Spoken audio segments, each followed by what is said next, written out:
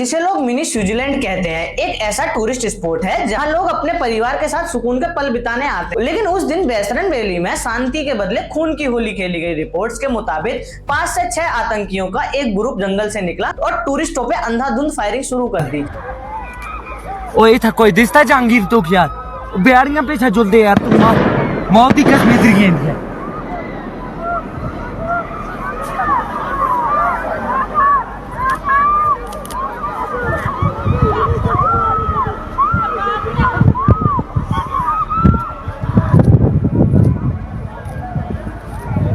आतंकियों ने किसी को नहीं बख्शा। जितने भी इंटरव्यू अभी तक आए हैं, हर शख्स ने यही कहा है कि सबसे पहले आतंकियों ने उनसे उनका धर्म पूछा, हिंदू हो या मुस्लिम, कलमा पढ़ने को कहा, हिंदुओं को अलग खड़ा करके एक एक को गोली से भून दिया।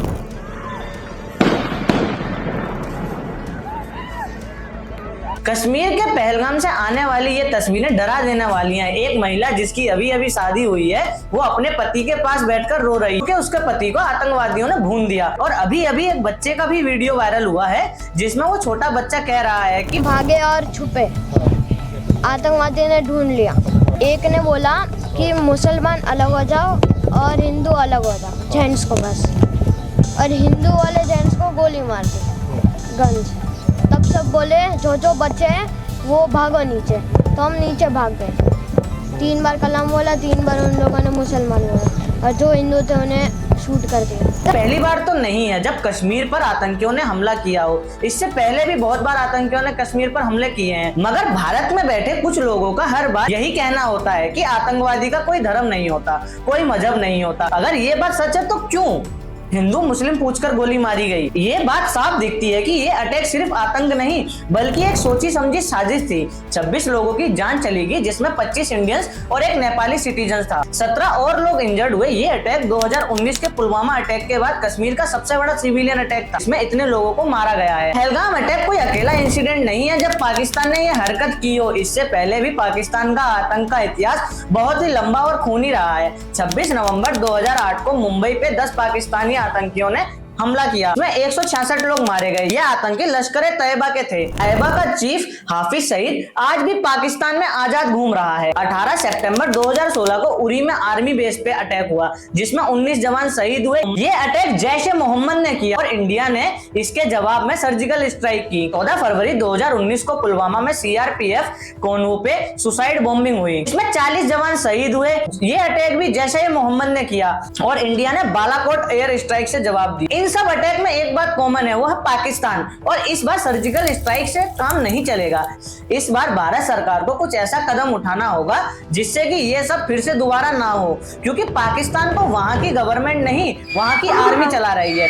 जब भी आर्मी को लगता है कि पाकिस्तान उनके हाथ से निकल रहा है या पकड़ कमजोर हो रही है, तो वो हर बार कश्मीर को टारगेट करते हैं ताकि पाकिस्तान में उनका डर बना रहे। और ये सब करके पाकिस्तान हर बार बना कर देता है कि इन सब चीजों में उसका कोई हाथ नहीं है। इस बार भी उसने यही किया, मगर अब पानी सर से ऊपर जा चुका है। लोग गुस्से में हैं कि अब पाकिस्तान को सबक सिखाना जरूरी है, और ऐसा सबक कि उसे जिंदगी भर याद रहे। जब से जम्मू एंड कश्मीर में 370 हटी है, वहाँ टूरिज्म बढ़ा है और वहाँ के लोगों को इससे रोजगार भी मिल रहा है। लेकिन वहाँ हर 4 या 5 साल में आतंकी गतिविधियां हो जाती हैं और लोग वहां जाने से डरने लगते हैं। अब ऐसा नहीं है कि इस पर भारत सरकार ने अभी तक कुछ नहीं किया। इंडियन गवर्नमेंट ने सिंधु जल समझौता को सस्पेंड कर दिया। ये 1960 का एक एग्रीमेंट था जिसमें इंडिया और पाकिस्तान के बीच इस नदी और उसके पानी का बंटवारा होने का फैसला हुआ था। समझौते के अंडर पाकिस्तान को 80% पानी मिलता है जबकि इंडिया सिर्फ 20% यूज करता है। लेकिन पहलगाम अटैक के इंडिया ने 23 अप्रैल को समझौते को सस्पेंड कर दिया। फॉरेन सेक्रेटरी विक्रम मिश्री ने जब तक पाकिस्तान क्रॉस बॉर्डर टेररिज्म बंद नहीं करता,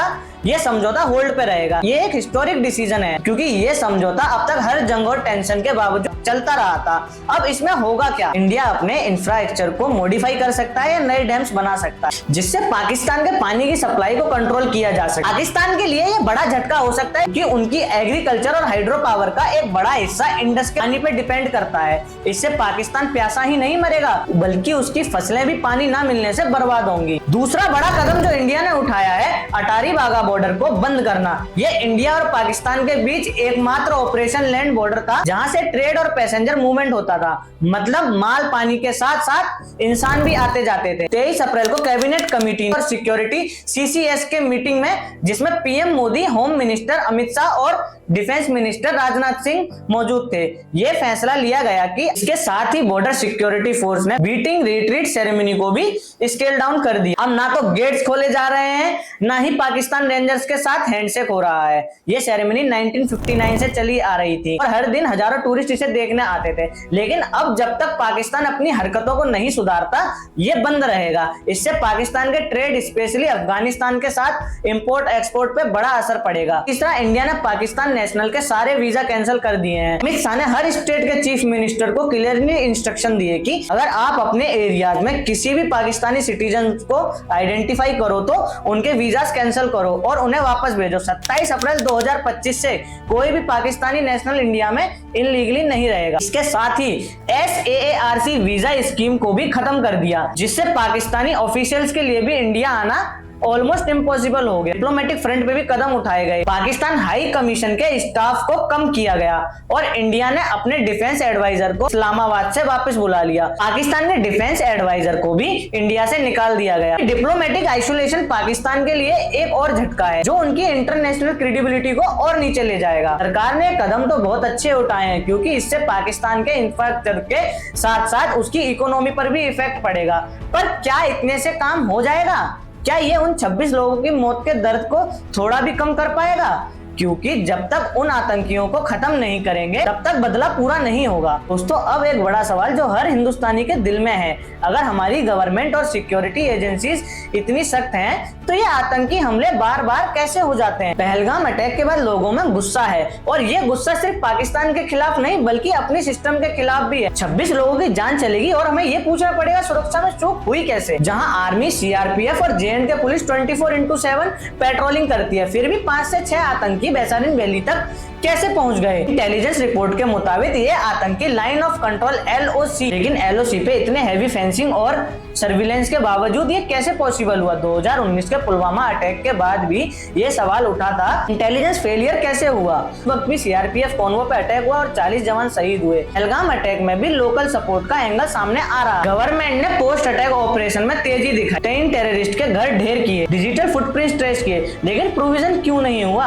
पहलगाम एक पॉपुलर टूरिस्ट डेस्टिनेशन है जहां हर साल लाखों लोग आते हैं, फिर भी सिक्योरिटी अरेंजमेंट क्यों काफी नहीं थे? आई विटनेस ने बताया कि आतंकियों ने टूरिस्टों को रिलीजन के बेसिस पे टारगेट किया। तो एक प्लान साजिश दिखता है। अगर इंटेलिजेंस को इसकी भनक पड़ी होती तो शायद ये अटैक रोका जा सकता था। सवाल अब सरकार से है कि क्या हमें टेक्नोलॉजी जैसे ड्रोन्स और सैटेलाइट सर्विलेंस का यूज और बेटर हो सकता है? क्या लोकल पुलिस और आर्मी के बीच रियल टाइम इंफॉर्मेशन शेयरिंग में कमी है? और सबसे बड़ा सवाल, जब हमें पता है पाकिस्तान बार बार ऐसे अटैक करता है तो हम प्रोएक्टिव मेजर क्यों नहीं लेते? हर बार अटैक के बाद एक्शन होता है, लेकिन उससे पहले क्यों नहीं? हम देश के साथ हैं और जिन लोगों की जान इस हमले में गई है, भगवान उनकी आत्मा को शांति दे, लेकिन अकाउंटेबिलिटी भी जरूरी है। गवर्नमेंट को जवाब देना होगा कि ये चूक क्यों हुई, कैसे इंश्योर किया जाए कि आगे ऐसा नहीं हो। लोगों का ट्रस्ट सरकार, देश और आर्मी पर है, मगर अब कभी ऐसा ना हो, उसके लिए प्लानिंग और सिक्योरिटी को ज्यादा टाइट करने की जरूरत है। दोस्तों, पहलगाम टेरर अटैक ने हमारे दिलों पे गहरा जख्म दिया है।